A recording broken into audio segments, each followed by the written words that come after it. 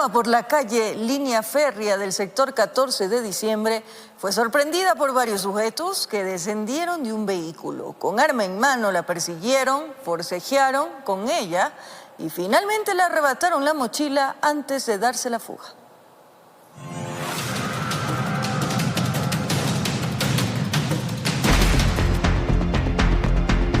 El hecho ocurrió cuando esta joven caminaba por la línea férrea del sector 14 de diciembre.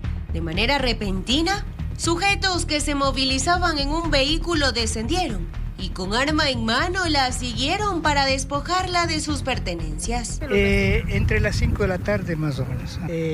Anduvieron en un automóvil, algo así, y se bajaron todos los individuos y le atacaron a la chica. Eso es lo que me comentan. La víctima intentó escapar, pero fue alcanzada y agredida por los delincuentes, quienes lograron llevarse su maleta.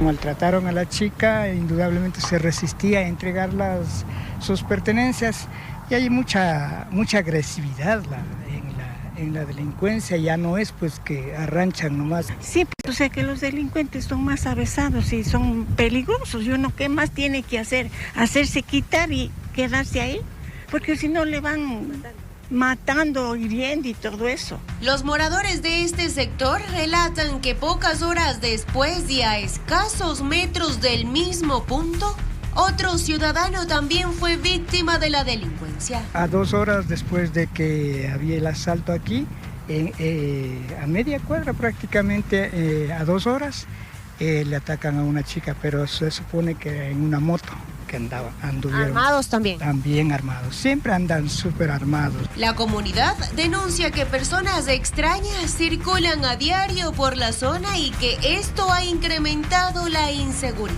Antes había guardia de seguridad, pagábamos uno para acá y otro para arriba, pero la gente se cansa en pagar y no era mucho lo que se pagaba. Solicitan a las autoridades que se identifiquen a los responsables y que sobre ellos recaiga todo el peso de la ley. Igual la policía hacen lo que deben hacer, se esmeran, pero llegan a donde los jueces, y ahí es donde les dan medidas cautelares, es decir, les mandan afuera. Se ha visto que con 10, 12 órdenes de captura, los delincuentes siguen campantes haciendo de las suyas.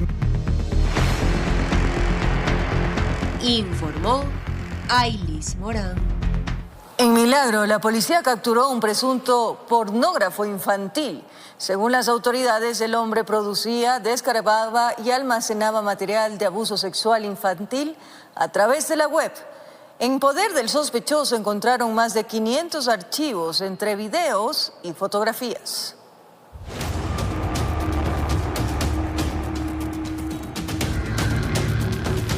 La alerta la dieron instituciones internacionales. En esta advertían que un usuario de Internet en Ecuador estaba utilizando sus cuentas Google para almacenar y compartir archivos de material de abuso sexual infantil MASI.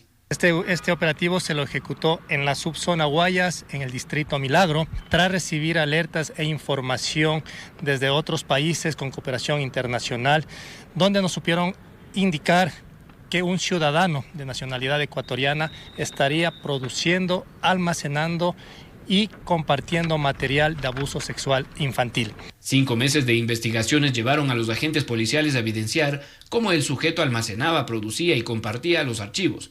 Incluso aparentemente comercializaba en grupos de la red con otros individuos. También en los dispositivos encontrados y con la información obtenida se ha llegado a determinar algunos grupos donde el individuo era partícipe, ¿sí? Y en estos grupos por lo general se comparte este tipo de material de abuso sexual infantil. Las indagaciones también evidenciaron que habría utilizado a una menor de edad de su entorno familiar para tomarle fotos y videos que vulneraban su integridad. Está por determinar que una de las víctimas sería un familiar del núcleo cercano, es decir, una prima. Más de 500 archivos multimedia fueron hallados en su poder, así como dispositivos electrónicos como flash memories, discos duros, entre otros aparatos.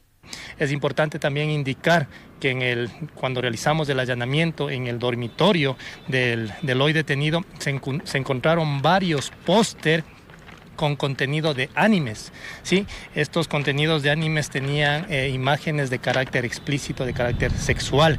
Tras su detención, un juez le dictaminó la prisión preventiva y el inicio de la instrucción fiscal por 90 días. Y desde la institución del orden indicaron que será investigado por pornografía infantil, delito que está tipificado en el Código Integral Penal con una pena privativa de libertad de 13 a 16 años. Informó Mauricio Sánchez.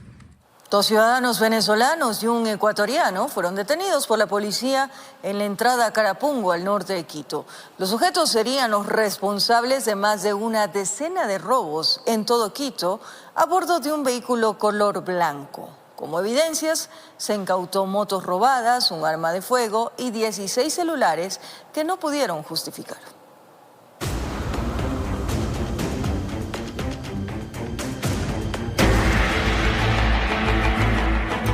Mire bien este carro blanco y hagamos memoria. 20 de agosto de 2025. A bordo del mencionado vehículo iban los delincuentes que armados asaltaron a una madre y su hijo en Ponciano, norte de Quito. 21 de agosto.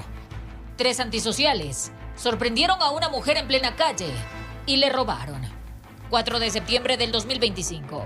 2 jóvenes, casi a las 6 de la mañana, fueron atracadas mientras esperaban el recorrido. Las golpearon. Miércoles 10 de septiembre. Una mujer con mochila se convirtió en la nueva víctima. Uno de ellos se bajó. La obligó a que le dé la clave mientras le arrebataba el celular y el resto de sus pertenencias. Aunque la víctima trató de convencerlos para que no la asalten, se fueron como si nada. Y así podríamos seguir describiendo lo que hicieron los ladrones, que a propósito fueron detenidos por la policía en Calderón, norte de la ciudad. Ese punto era su centro de operaciones, una banda que operó desde hace más de un mes en toda la capital. 2 venezolanos y un ecuatoriano. ¿Cuál era el modus operandi? Una vez que estos individuos realizaban el asalto y robo, inmediatamente cambiaban su camiseta y su gorra. También podemos verificar que hay algunas gorras donde tienen algún tipo de eslogan de alguna empresa de seguridad. Al distrito Calderón avanzaron unas 10 víctimas más, todos con denuncia en mano. Los reconocieron plenamente.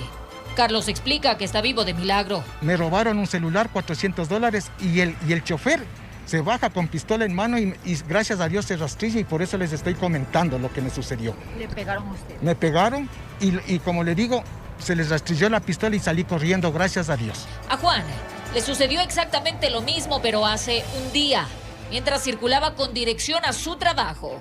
La Diego de Vázquez. ¿Tú pudiste reconocer tus cosas? Sí, justamente uno de estos individuos estaba puesto una de mis cadenas. Pero hablemos del automotor. En reiteradas ocasiones lo vimos. Las placas eran cambiadas de manera frecuente. No tenía reporte de robo, es más, era prestado. Este vehículo pertenece a un pariente de uno de estos individuos. Como evidencias, 16 celulares que no pudieron justificar, 2 motocicletas con reporte de robo, mochilas de las víctimas, un arma de fuego y municiones. La justicia ahora tiene que hacer su parte. Informó Marilyn Jaramillo. Una versión rendida por un exagente compromete a José Serrano en el caso de magnicidio de Fernando Villavicencio. El exministro del Interior habría ordenado vigilar en 2023 a Villavicencio. Les vamos a contar todos los detalles más adelante aquí en la emisión estelar de TVC Noticias.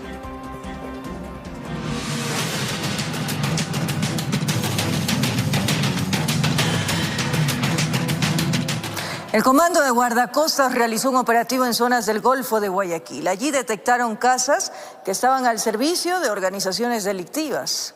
Vamos a ver. Así se dio fin a estas estructuras construidas en caña y madera en terrenos que pertenecen al Estado. Las viviendas eran utilizadas como guaridas de grupos delictivos. Mediante drones, mediante medios aéreos de la Armada del Ecuador, hemos podido localizar estas guaridas para proceder a su destrucción.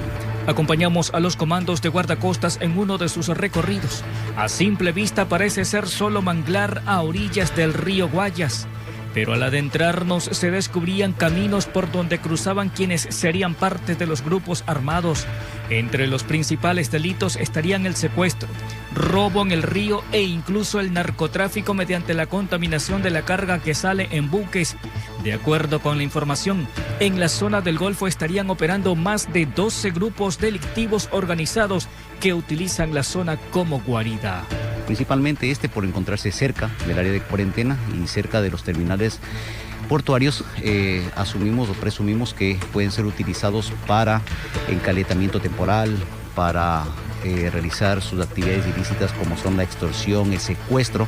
Luego de media hora en lancha desde la ciudad de Guayaquil llegamos hasta este espacio en el Golfo, donde encontramos 2 viviendas construidas en caña y madera. Inmediatamente los miembros de las Fuerzas Armadas procedieron a destruirlas para evitar que estas organizaciones continúen haciendo uso de las mismas para esconderse luego de cometer sus fechorías. En el tanque de agua, de color azul, podemos ver que hay un logo de los lagartos, en el cual se presumiría que está este grupo delictivo trabajando aquí dentro de este sector o está utilizando esta área o esta vivienda como guarida temporal. En la isla Puná ya se detectó la existencia de este tipo de espacios similares. En aquella ocasión hubo enfrentamientos armados entre la agrupación delictiva y los miembros del orden.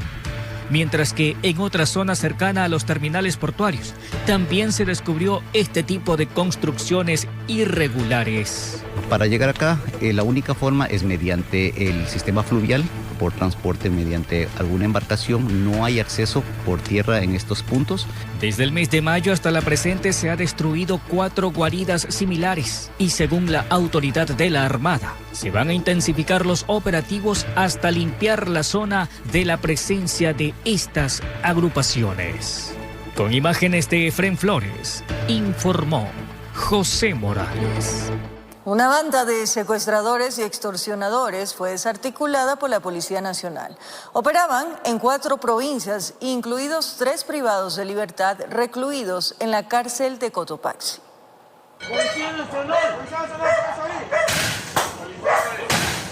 La Policía Nacional, a través de la UNACE, logró desarticular una peligrosa organización criminal que operaba en 4 provincias del país.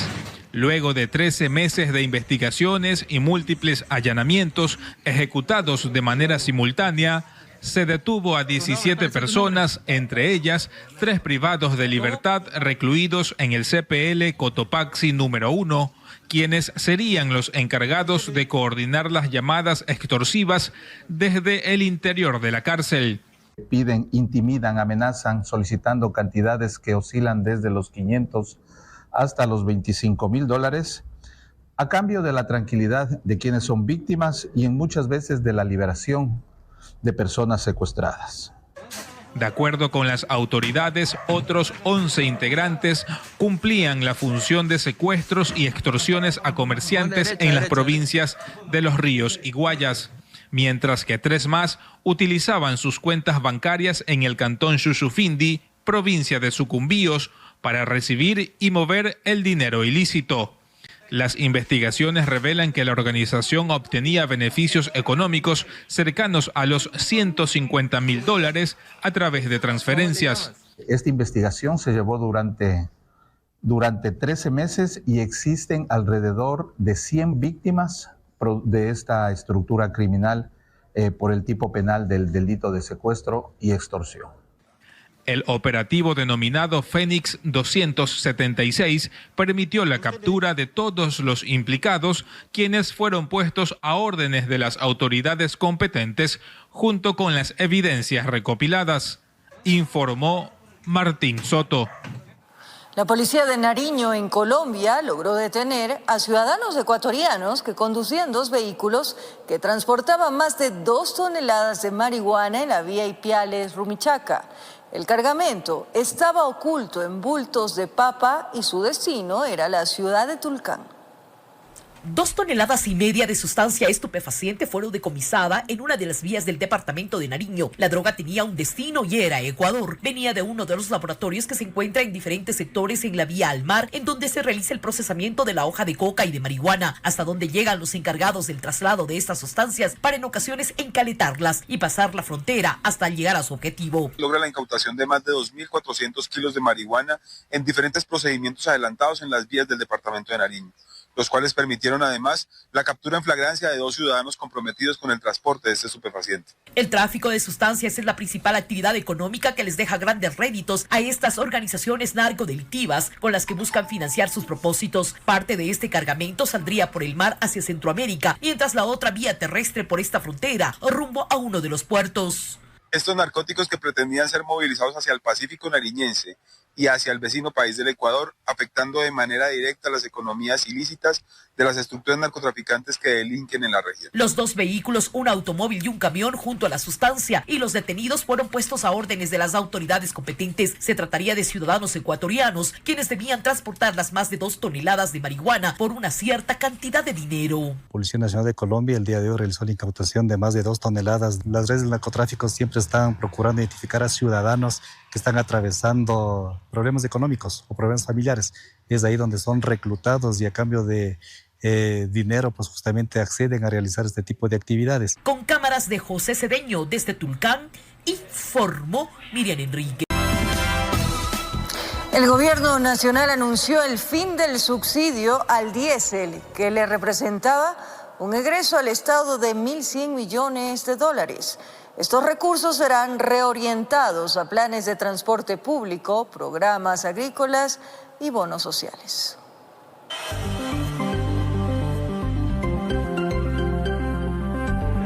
Después de 51 años de vigencia, el subsidio al diésel en el Ecuador dejará de existir. El gobierno nacional oficializó este 12 de septiembre la eliminación de este beneficio que le representaba al Estado cerca de 1.100 millones de dólares al año.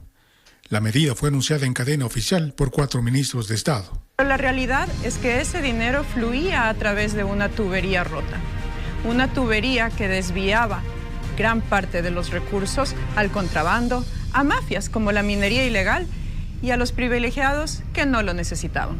Ahora, estos recursos serán redireccionados en medidas que cierran brechas sociales y dinamizan la producción. El precio del galón de diésel subirá de 1,80 a $2,80, aunque el valor fluctuará bajo el sistema de bandas atado a la cotización internacional del petróleo. El ministro de Transporte, Roberto Luque, aseguró que los usuarios no asumirán el impacto. El pasaje no subirá ni un solo centavo. ¿Cómo logramos esto? 23.300 choferes de la modalidad de transporte de pasajeros recibirán un monto monetario de entre 400 a 1.000 dólares mensuales. En paralelo, se fortalecerán programas sociales. Desde el 1 de octubre, 55.000 nuevas familias que hoy viven en situación de vulnerabilidad recibirán el bono de desarrollo humano. Con nuestros adultos mayores cumplimos desde hoy mismo. La devolución del IVA llegará de forma directa a 115.000 beneficiarios. El campo también será beneficiado con el bono raíces. Y es este 15 de septiembre, 100.000 de ustedes recibirán $1.000 directos en su cuenta. Es capital semilla para su trabajo. También se inyectarán recursos para la devolución del IVA para proyectos inmobiliarios con el objetivo de dinamizar el empleo en la construcción. La ministra de Economía destacó que la eliminación del subsidio representa una reorientación de recursos. Cada dólar que antes se fugaba, hoy se convierte en protección social, en un crédito, en una herramienta de trabajo. Esto no es una simple medida económica, es una decisión de justicia social. Informó Miguel Ángel Bedoya. Una versión rendida por un ex agente compromete a José Serrano en el caso de magnicidio. El exministro del Interior habría ordenado vigilar a Fernando Villavicencio en 2023. Entregó armas a un grupo de delincuencia organizada y habría favorecido a los cabecillas carcelarios.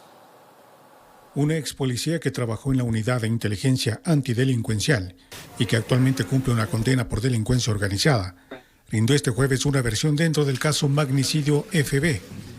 En su testimonio, aseguró que fue reclutado por el exministro del Interior José Serrano para realizar misiones clandestinas de inteligencia, entre ellas seguimientos a opositores políticos, la siembra de evidencias en allanamientos y el contacto con grupos armados y delictivos.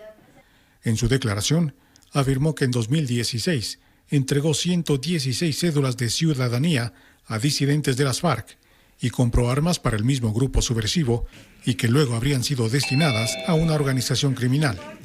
Según dijo, Serrano sostenía la premisa de que debía existir un único grupo predominante en las cárceles del país. El testigo también aseguró que en 2023 volvió a ser contactado por Serrano, a través de una reunión con Daniel Salcedo, que incluyó una videollamada con el exministro, recibió la orden de seguir a Fernando Villavicencio.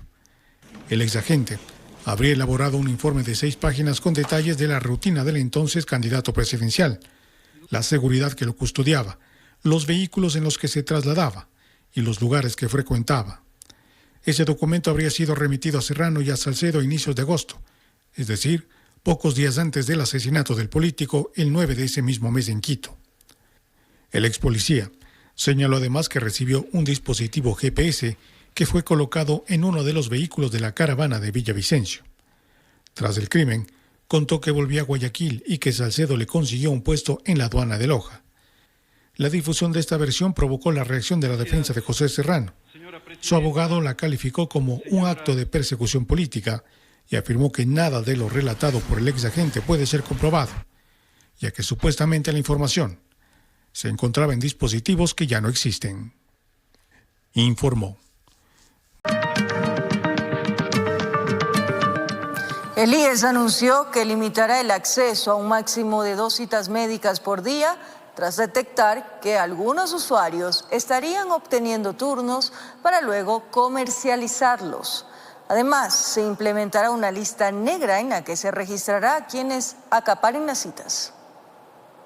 El Instituto Ecuatoriano de Seguridad Social limitará el acceso a número de citas médicas para evitar su comercialización y permitir el acceso a la salud de los afiliados y pensionistas. De acuerdo a un comunicado, el IES detectó que existen varias personas inescrupulosas que acaparan gran cantidad de citas médicas para después venderlas. Para frenar estas prácticas que impedían el acceso a personas que necesitan la atención médica, el IES estableció límites claros para el agendamiento de citas a través de los diferentes canales como web, bot, WhatsApp, Facebook Messenger y call center línea 140. De esta manera, el número máximo se definió en máximo 2 citas por día, también máximo 4 citas en 7 días o máximo 10 citas en 30 días. Además, el pasado miércoles 10 de septiembre, el IES incorporó el mecanismo de lista negra para identificar y bloquear temporalmente a los usuarios que recurrentemente agenden gran cantidad de citas médicas injustificadas. En caso de superar los límites de citas, el dispositivo será bloqueado temporalmente por un máximo de 30 días, si es que es por primera vez. Mientras que si existe reincidencia, el bloqueo será definitivo. Las autoridades aclararon que este bloqueo no será al asegurado del IES, sino que será hacia el dispositivo o canal que utilice para intentar agendar las citas. Actualmente el IES brinda atención en distintas ramas de salud como medicina general y familiar, psicología, pediatría, odontología, obstetricia y ginecología. Con estas medidas se espera optimizar la atención médica para más de 3.8 millones de afiliados, informó Ítalo Salazar.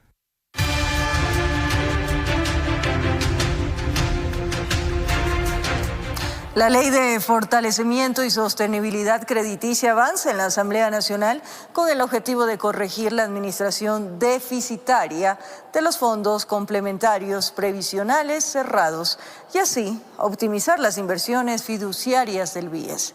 El informe para primer debate fue aprobado por la Comisión de Desarrollo Económico. Con 8 votos a favor, la Comisión de Desarrollo Económico de la Asamblea Nacional aprobó de manera virtual el informe para primer debate del proyecto de Ley de Fortalecimiento y Sostenibilidad Crediticia, considerado urgente por su impacto económico. La iniciativa pretende dotar al Banco del Instituto Ecuatoriano de Seguridad Social de herramientas legales para mejorar la gestión de los fondos complementarios previsionales cerrados, los fideicomisos y garantizar liquidez en sus operaciones.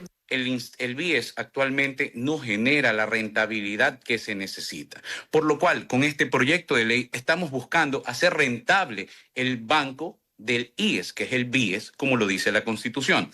El informe describe una situación crítica en el BIES, atribuida a la administración deficitaria de los fondos y la alarmante inmovilización de capital en negocios fiduciarios. Hoy con esta ley lo que nosotros estamos poniendo es a consideración el informe del primer debate de un proyecto de ley que no solamente es un simple ajuste administrativo, sino que se trata de una respuesta urgente y estructural frente a los desafíos que enfrenta tanto el IES como el BIES.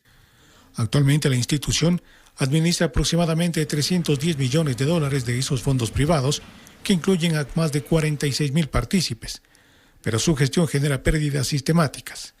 En 2024 los costos operativos sumaron más de $221 millones, mientras que los ingresos por comisiones apenas alcanzaron los $102 millones. De más de $310 millones en fondos complementarios que no son manejados por sus dueños, sino por el BIES. Entonces, eso le resta liquidez. Y además, alrededor de 13 fideicomisos inmobiliarios paralizados, que significa alrededor de más de $100 millones inmovilizados. La ley fue revisada en concordancia con el artículo 372 de la Constitución sobre los fondos previsionales públicos y sus inversiones. En la etapa de socialización, la mesa legislativa realizó 7 sesiones y recibió 17 observaciones de ciudadanos, gremios, organizaciones y actores públicos y privados. Ahora, este informe deberá ser debatido en primera instancia por el Pleno de la Asamblea. Informó. En la Ruta Viva dejó 4 heridos y generó fuerte congestión, mientras que otro siniestro en el norte de la ciudad sumó una víctima más. A esto se añadió la caída de un árbol en la Mariscal, que aunque no dejó lesionados, complicó seriamente la movilidad en el sector. El sistema integrado EQ911 registró un grave accidente de tránsito en la Ruta Viva a la altura del kilómetro 6 en el tramo Quito-Aeropuerto. Según la Agencia Metropolitana de Tránsito y el Cuerpo de Bomberos de Quito, un camión perdió pista, impactó contra un poste y posteriormente contra una camioneta. El fuerte choque provocó que el poste se derribara y sus escombros quedaran esparcidos en ambos sentidos de la vía, dejando un saldo preliminar de 4 personas heridas, quienes recibieron atención médica en el sitio. Como consecuencia del siniestro en la Ruta Viva, la AMT cerró el carril izquierdo en sentido occidente-oriente y 2 carriles en sentido oriente-occidente, lo que ocasionó una fuerte congestión vehicular en la zona. Más temprano, el EQ911 reportó otro accidente en la intersección de las avenidas 6 de diciembre y Tarqui. El choque entre 2 automóviles dejó como saldo una persona herida, quien recibió atención prehospitalaria en el lugar. Para atender la emergencia se movilizaron recursos de la AMT y del Ministerio de Salud Pública. Finalmente, la caída de un árbol en la avenida 10 de agosto y Francisco Orellana, sector de la Mariscal, afectó a varios vehículos. El EQ911 informó que no se reportaron personas heridas en este incidente, aunque la circulación quedó restringida, generando una fuerte congestión vehicular. Personal de la Empresa Pública Metropolitana de Movilidad y Obras Públicas, junto a bomberos y agentes de tránsito, trabajaron en la limpieza de la vía. Informó Julián Calahorrán. Antes de finalizar, les contamos. El concurso de renovación parcial del CNE fue suspendido de manera temporal por la jueza María Lourdes Guamangate, de la Unidad Judicial de la Familia, Mujer, Niñez y Adolescencia de Quito, quien aceptó una acción de protección con medida cautelar presentada por Ramiro Garzón bajo el argumento de que el Consejo de Participación habría vulnerado la seguridad jurídica y el derecho a la democracia. La jueza convocó una audiencia pública para este 3 de octubre a las 9 horas. Este lunes 15 de septiembre estaba previsto que los postulantes rindan la evaluación escrita. Momento de despedirnos. Nos reencontramos el día lunes a las 22 horas. Que tengan un buen fin de semana, amigos. Mis mejores deseos. Un abrazo grande.